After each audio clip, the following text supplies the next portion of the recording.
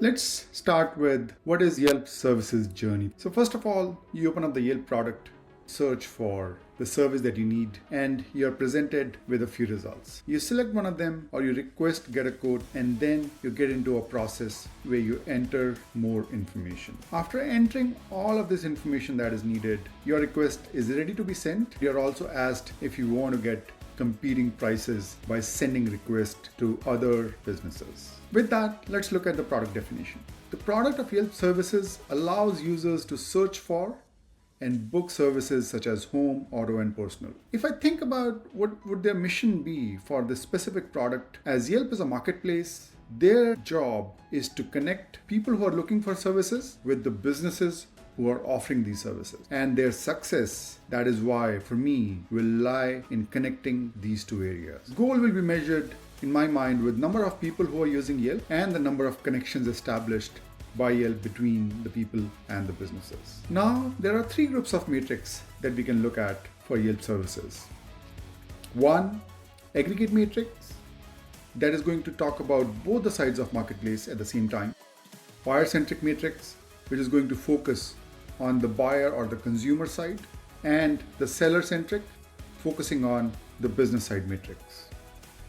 Let's first of all look at which metric group will be the most important for us to focus on. Some success criteria that I've identified to look at the North Star is the number of people using Yelp, the number of connections established, can Yelp impact this metric, and is it measurable? Now, when we are looking at the number of people using Yelp, that to me relates more on the consumer side, the buyer side. And if you look at the three groups of metrics, the first one needs to come from the buyer-centric matrix. So that's why we need to focus on the buyer group. In buyer, we look at four metrics, focusing on the funnel. At the top layer, we have the number of users on the platform who are opening Yelp. Secondly, the number of users with business interactions. These business interactions could be requesting a quote, sending a message, the number of users with bookings per month.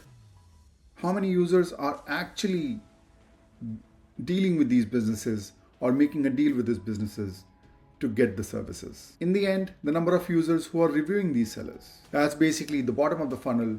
After a service has been completed, a user is going to review the seller. When we look at these four metrics, the number of users on the platform definitely talks about the people who are using Yelp, but it does not talk anything about the connections established. The number of users with bookings per month only talks about a small subset of the users who are actually getting the service. Similarly, for the users reviewing the sellers. The metric of users with business interactions per month is talking about the important group that is actually going through the complete flow, trying to interact with the businesses, and a connection is being established between both the buyers and the sellers. This for me hits all the major marks of people are using this product, the connections are being established. Yelp can definitely impact this metric by improving the business's visibility and simplicity for the customers to interact. And then definitely it is measurable. We can look at how many interactions are happening on the platform. Now, in addition to the North Star metric, which we have identified as number of users with business interactions, let's look at some secondary metrics. So other important business metrics that we need to keep a tab on, in addition to the North Star metric, is the number of searches, which talks about how many users are performing the first critical task. Secondly, when the users are sending a request, how many businesses are actually responding? That talks about the health of businesses. The number of users, business deal, that tells us how many users are getting their work done from the contractors on Yelp. And finally, the positive reviews, the happy users. In addition to that, there are some protection metrics as well that we need to look at, which talks about the health of the platform. So now we also need to look at the growth. Are the businesses increasing on the platform? Are the users increasing on the platform? What is the average rating for businesses so that services our customers are getting is a good service? We also need to look at if the customers are using any negative words in their messaging. So that was the end of my Yelp review and success matrix. In the end, I would love to hear your thoughts and questions. Looking forward to seeing you again. Thank you.